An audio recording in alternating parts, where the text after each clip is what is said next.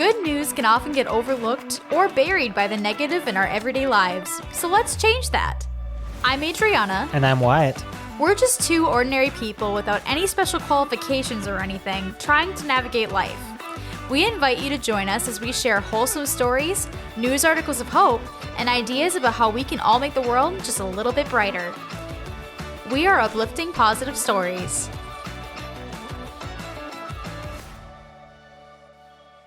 Welcome back to another episode of Uplifting Positive Stories. I'm once again joined by my husband Wyatt here. How are you doing today, Wyatt? Doing good. Weather's been a little weird lately in the summertime here. A lot of rain, a little mix of sunny days and stuff. But I think it's been... We actually have some sun right now, though, which is I know. nice. It's nice we break in haven't had the much sun clouds. lately, so I will take it. We've had some thunderstorms lately and other less positive news, but, we're getting there. Yes. Well, today's episode, I think, will be a really good one. We've got some good stories from Reddit. We've got a few of them actually today. And overall, the general theme for today is about giving other people grace and not always just assuming the worst of people, but to try to rewrite our narrative in our head when someone maybe isn't very pleasant around you or makes a rude comment or just isn't what you would hope they would act like around you. And just kind of trying to rewrite that narrative in our own heads and give them a little grace, because we never do know what's going on in somebody's heads or lives or things behind the scenes. So that's kind of the general message / theme that I've kind of taken from these stories we're going to go dive into. And so, yeah, we'll just go right ahead and jump into these stories here from Reddit. So the theme of easier said than done. Easier said than done. That's a good way to put it. So today's Reddit story actually comes from a thread that we haven't done a story from before. Originally, this was posted on Tales from Tech Support. It was reposted in an Ask Reddit thread where someone asked for the best stories of Reddit, and someone shared this story, and I was able to find where it was from originally. Tales of Tech Support. That's not one I've heard before in any of the shows I've listened to that involves Reddit stories, so that's interesting. Yeah, I've glanced through some of the other stories too. It sounds like it's a pretty funny one. There are a lot of stories of people that work in tech support having just funny customer interactions, as one could imagine would happen. Someone's asking a question and they're like, just restart the computer. They aren't figuring it out, that kind of stuff. That's definitely the most common one. It's gotta be. Right. So this one, the original story was unfortunately deleted, but someone did post the story in this comment here on this thread.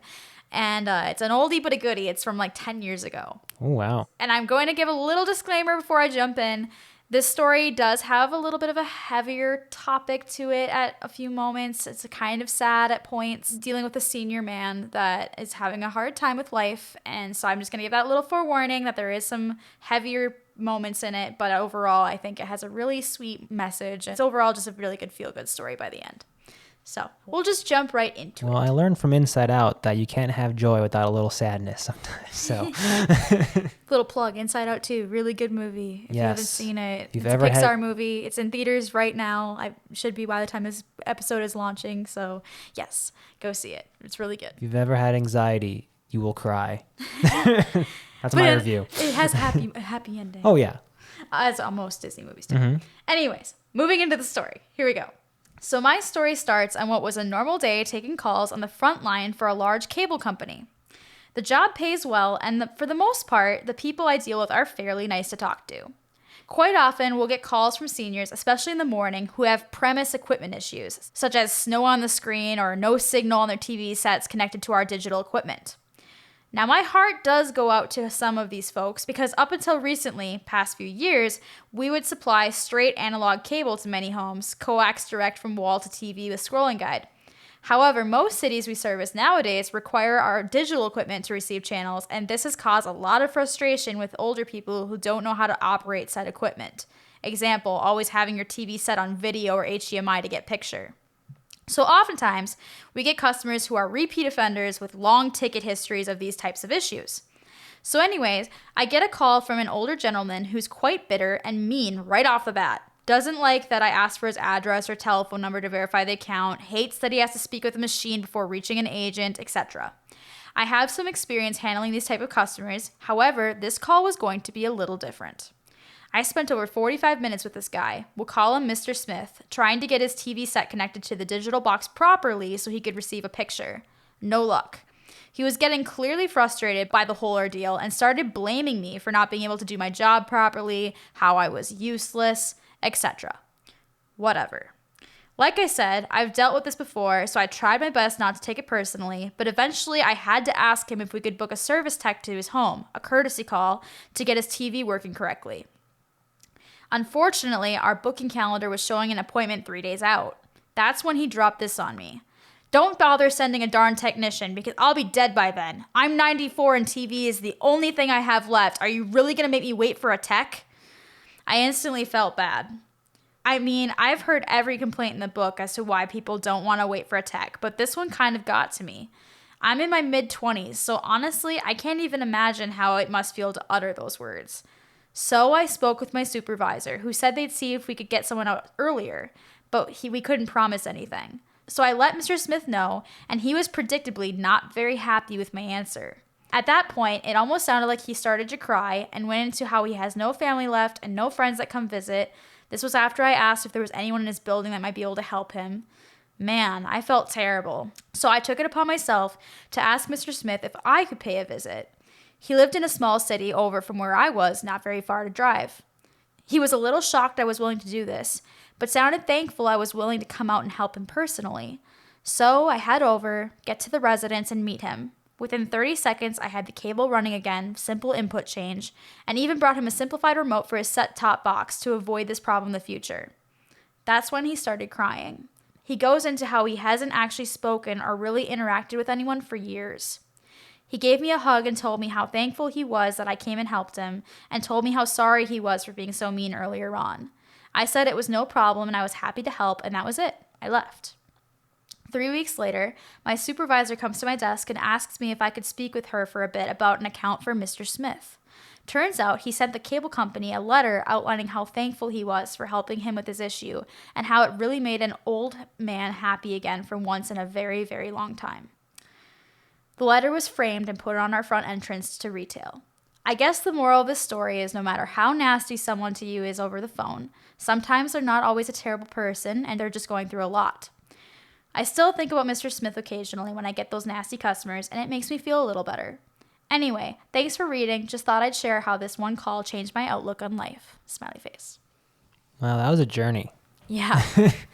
I'm a little surprised he came back around and like sent a letter and stuff. That was pretty big of him to do, especially especially a lot of people I feel like when they like have been or know that they've been rude, they will tend to like, rather than like own it or apologize or like try to undo it, they'll like kind of shrivel up and like just kind of hide away or scurry away, pretend it didn't happen, and just get out of the situation as quickly as possible. But like I don't know if necessarily like apologized for how he was acting, but like the fact that he went out of his way to like be thankful for what they did for him, even after he was like angry with them. Yeah, it actually he did say he was sorry. Oh, he did? Okay. Yep. He said sorry he was being so mean earlier on and explained that he hadn't spoken to anybody in years, really. Wow. Yeah.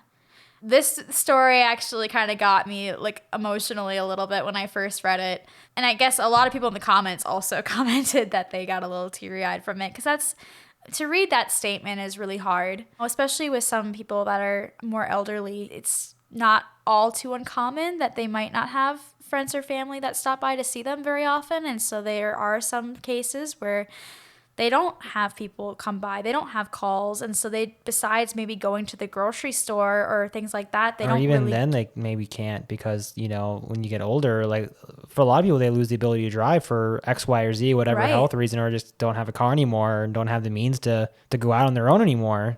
So they can't, they're just more limited in their options, Right, exactly. And you don't know what their situation is. We don't know what Mr. Smith in the story's situation was. But to hear that and how it struck OP, it just when they first even said, like, don't even bother, I'm 94, like, I'll be dead by then, by the time you get someone out here. Like that's a really hard thing, I'm sure, to hear over the phone as somebody working in customer service in that regard. Like, how do you even respond to something like that? He felt enough empathy to go out of his way to then make a personal stop. It sounds like it was outside of work hours just to go help him. I'm not entirely sure about that, but that's how it sounds from how it was written. And so for him to go out and do that, what a good thing of OP to do. And I mean, even if it wasn't outside of work hours, that's still not what his job probably entails for him to do, you know, if he's just like tech support over the phone, you know. I don't think that his job description has him visiting people's houses. Yeah, exactly. It kind of touched me that this ended up in such a positive place, and that, you know, this act of kindness probably meant a great deal. Even though he said it took 30 seconds to get the cable running again, just the fact that he went out of his way to do this for this man clearly meant a lot. I mean, he started crying and gave him a hug. So, like, this obviously meant way more to him than just, like, a service call. Mm-hmm. That someone actually cared enough to, like, take care of his problem personally. Yeah. So, and then, like you were saying earlier, the fact that then he went ahead and wrote a letter, because that does mean a lot for people working in customer service, because, you know, that might help them get a raise the next year, or it might help them to, you know, get that accolade at work that they aren't getting. So just to have that little glimmer of light of, I made a difference in this guy's day and he was happy with what I did for him. I mean, it seems like most companies that are a little more heartless, like that won't matter too much. But even without that, like, just to say if you're having a bad day and you're like, oh, I'm doing off of my job, and then receive that letter, that can make a world of difference. It could be flipped around, and like you were having a bad moment, and that helped make you feel better, you know? So even without like if it doesn't impact your job at all, like no one cares that you got this letter, but it still maybe makes your day a little better, you know? Exactly. I'm not surprised that he was moved by the act, you know, because how many stories have we talked about on here where just simply being kind, like not even like overtly kind, just being a decent human being to somebody sometimes and just smiling in their direction when they talk to you makes their day, you know? Like, right, yeah. Versus this is an act of charity, essentially, or like going the extra mile to like help out a difficult situation for you personally, you know? And especially to do that after being chewed out on the phone, too. Because, I mean, he was very mean to him, he said, over the phone. I'm sure we didn't hear the whole story of everything he said to him over the phone if he was upset and frustrated, you know? So to hear that, take that in, and then proceed to do something kind, even despite that, again, I'm not surprised that the guy was emotionally touched by that, because it's not often you see someone respond to something of that caliber and turn around and spin it around and turn it into something kind. Well, it's like that idea of like, you know, if someone forces you to go like 1 mile, go 2 miles, you know, it's that kind of idea, but maybe not as directly, you know? No one yelled at him to do this, but he just felt like he should. And despite being seems like OP out. is a really good person. So that the fact that they did that, and and then felt inclined to share the story on Reddit, you know, for other people to see and show how that kind of changed their outlook on life. You know, you don't know what's going on. He didn't know that this man hadn't spoken to anybody really and was having that struggle in his own life. It was just an angry customer until that happened. So, and I'm sure that a lot of people that work in customer service, like especially like telemarketing or tech support or those kind of things where people are not generally very happy on the phone about, you know, that they have to face that a lot. And speaking of that, we have another little tiny story here that kind of relates to that. So I will go right into it. Is it from the same thread or is it from a different one? This is from the Reddit thread, what's the most wholesome experience you've had? Okay, gotcha. Yep. Come back to the classics. Going back to the classics, but it kind of reinforces the same idea. So this one says, happened very recently, weeks ago. I just graduated this year and lost everything I had lined up. I found an internship at a local bank, but it ended up being mostly cold calling and sales. As an introvert, every day was a struggle. I mean, who likes getting telemarketed? Even I don't. Nobody does. But some of the people were absolutely horrid. At a certain point, I loved when people would just hang up, as it was far less hurtful. It wasn't rare for me to cry myself to sleep sometimes, hoping for something better where I wouldn't be treated as less than human. However, there was this one time, just one time, where an elderly lady picked up the call. I went through the usual routine. Hi, this is blank bank. We have some products we're promoting, and she tells me that her boss probably wouldn't want it.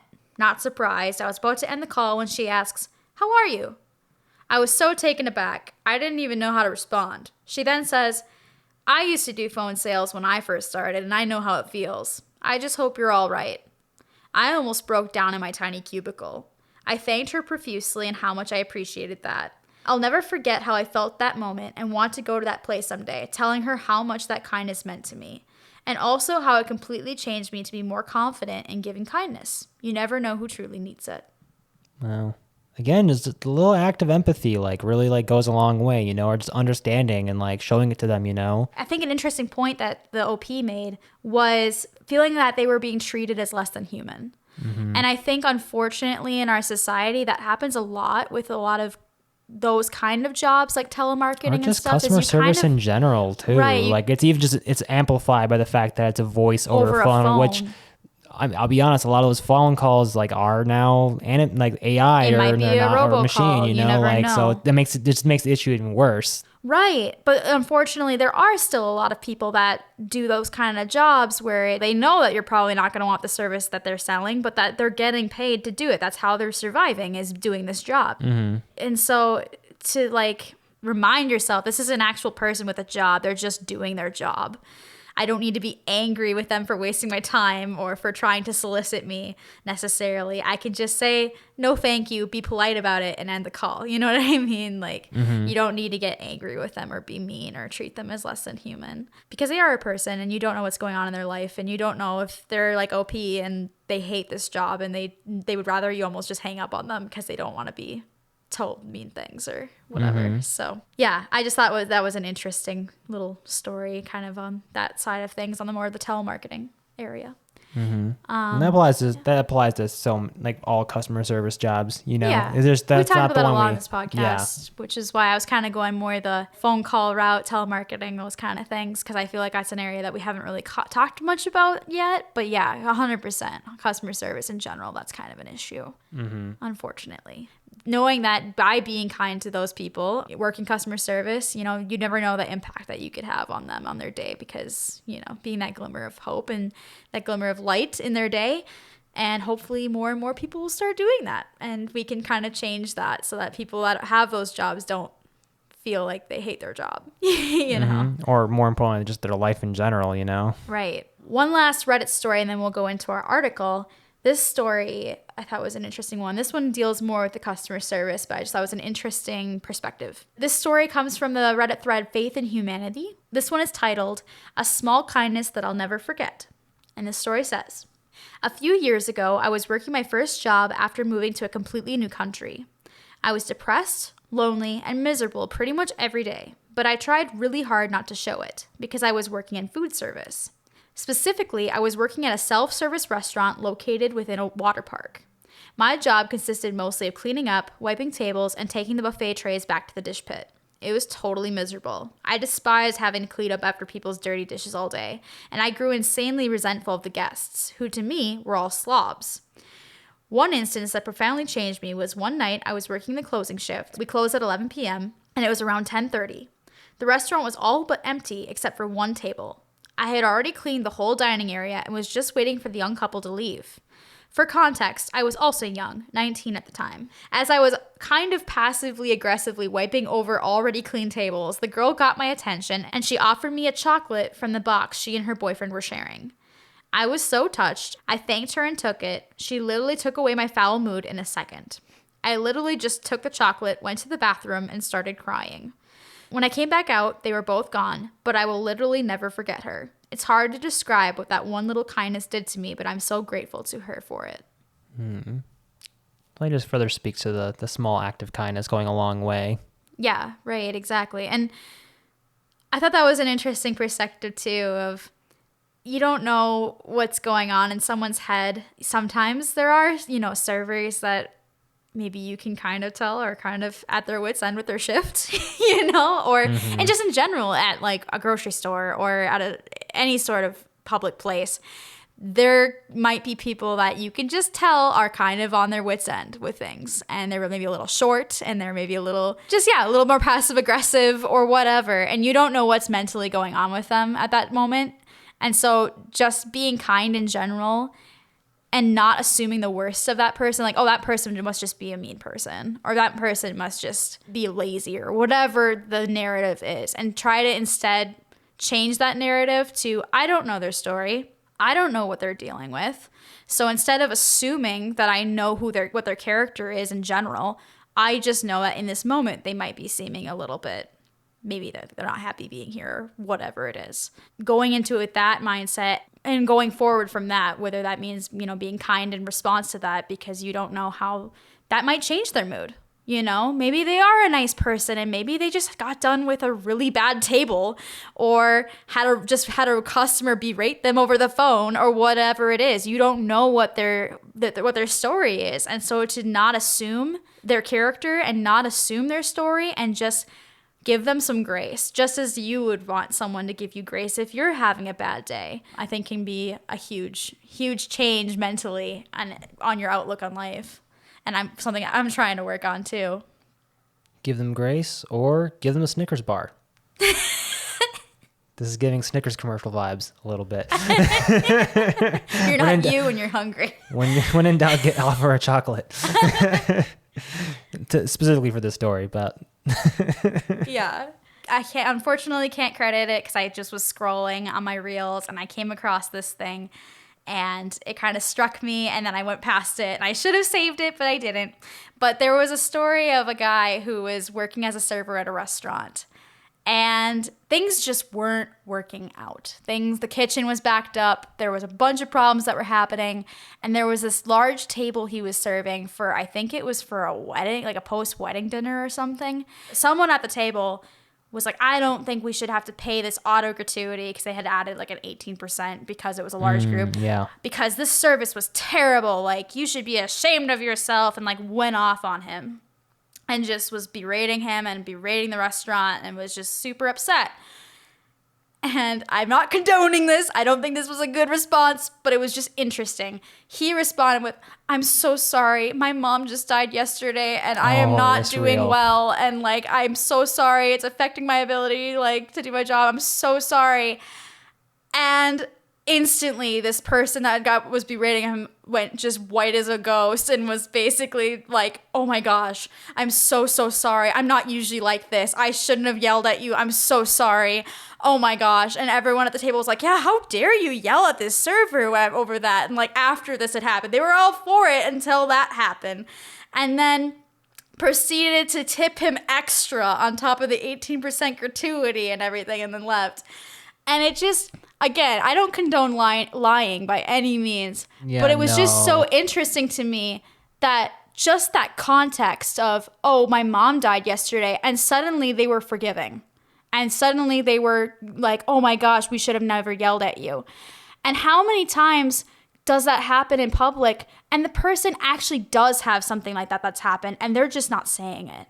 Mm-hmm. You know what I mean? And would you feel bad if you yell at somebody or weren't giving them grace and they actually had their mother pass away the day before, or were dealing with someone that they loved that was in the hospital, or whatever it may be, but they're just not saying it because they don't know you. You know, you're a stranger to them. And how often do you think that happens where that is the case and they're getting berated when it's that they're just not mentally in a good space and they're not able to perform at 100% for whatever it is. Or maybe they're not as polite and smiley as you would hope they would be. I just thought that was a really interesting perspective. I mean, it's an interesting, like, social experiment, I'd say. I definitely wouldn't condone that in any capacity. In fact, I'd say don't lie. Do you know, like, don't take away from, like, some people who actually are going through that kind of thing, you know. And lying, it only harms you, you know. But also, flip side, don't be so hot and heavy at something. You know, your service is bad. You don't have to be yelling at people and, like, I don't know. There's a nicer way to handle things. Yep. You know, be the bigger person. Give people grace. Mm-hmm. You don't know what they're going through. Yeah. And just in general. And same with people that you do know, you know.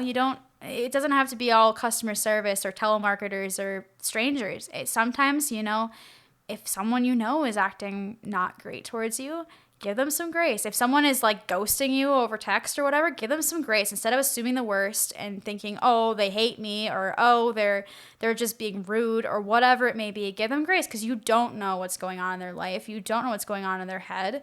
There's a lot of reasons why someone could be having not the response to things that you would like.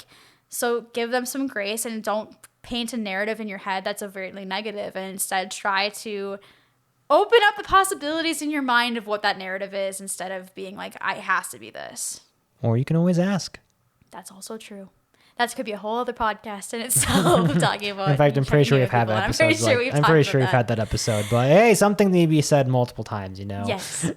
So I just thought that this was an interesting theme and something that I know for myself I'm working at. I think all of us kind of struggle with this, I would think. So the article for today comes from The Guardian. And it is something that I was really surprised when I saw this. I was shocked that this is a discovery that they made. I think it's so cool. And I can see so many possible breakthroughs that this could lead to that could just be really impactful in the world as a whole. So I'm really excited. I'll stop teasing it and I'll just actually dive into it. The title of this article is Scientists Develop Glowing Dye That Sticks to Cancer Cells in Breakthrough Study. Okay. Basically how it works is the fluorescent dye is attached to a targeting molecule called IR800 IAB2M, which then can try to target a protein called prostate-specific membrane antigen, which is often found on the surface of prostate cancer cells. Meaning that then they can target cells that are cancerous and are able to preserve the healthy cells more easily because they can actually identify which cells in the body are actually cancerous from things that have spread from like a tumor or whatever it may be. Mm-hmm. To quote the article, the technique was developed by scientists and surgeons at the University of Oxford in collaboration with the California biotech company ImagineAb Inc. and was funded by Cancer Research UK. So in the trial, they had 23 men that had prostate cancer use this new method of identifying the cancer cells. And that way they were able to identify if the cells had spread into other tissues or other areas of the body. And they were able to then try to eliminate the cancer cells from the body without having to get rid of healthy cells in the process. In the article, they interview a 77-year-old man who went through as one of the 23 men in this study and came out completely cancer-free after having had prostate cancer and undergoing this surgery using this new method of identifying the cells. And they believe that after going through all these trials, they think that this method could be adapted to other forms of the disease and other types of cancers by being able to target specific types of cancerous cells. And that way they can eradicate cancerous cells in somebody without having to then also damage the healthy cells in the process and cause other side effects and long-lasting problems from it. But listen, where's our empathy for the cancer cells? Okay, what's their story? Well, isn't that the theme of the episode? Just kidding. No, that's good. That's really good. That any advancement in this can only be a good thing. But let's protect these scientists. Okay, I feel like there's that joke around. Oh, if anyone discovers cancer, the pharmaceutical companies get them. So we gotta protect them. Oh man. But yeah, I thought this was so cool. I hadn't heard about this until I was actively searching for positive articles and I came across this and I was like, why haven't I heard about this? This study's pretty recent. This article is from June 10th. So that's pretty recent. Yeah, very recent. But yet still, I mean, it's been 2 weeks since then, since as of recording this right now, and I still hadn't heard of it until I actively sought it out. So I thought that was such a positive breakthrough discovery, being able to target the actual cancer cells and not the healthy cells, because I feel like that's such a huge thing with cancer is the fear of it coming back and stuff, and being able to identify if there are cancerous cells in the body after going into remission and being able to target them specifically. I mean, that could mean the world to so many people. Because I know for myself, that's like a fear, is like obviously getting cancer, but then also after having cancer, there's always that fear in the back of your mind of it coming back. So that they're making strides in this area to be able to tackle cancer and make sure that they get every last cell that is cancerous out of you, and then not have that, like, you know, other problems that could come from damaging healthy cells. Right. So I thought this was very exciting. Oh yeah, I mean, the number of people the chances of getting cancer being so high, I think that would impact most people in some capacity, you know? Since we started this podcast, I've been actively seeking out positive articles, obviously, and seeing that there have been so many positive strides in cancer research recently is really hopeful. In one of our prior episodes, I believe it was episode 10, which is advocating for yourself and others, we talked about how AI is helping to be able to break down cancers into more specific types of cancers so that they can target it more effectively.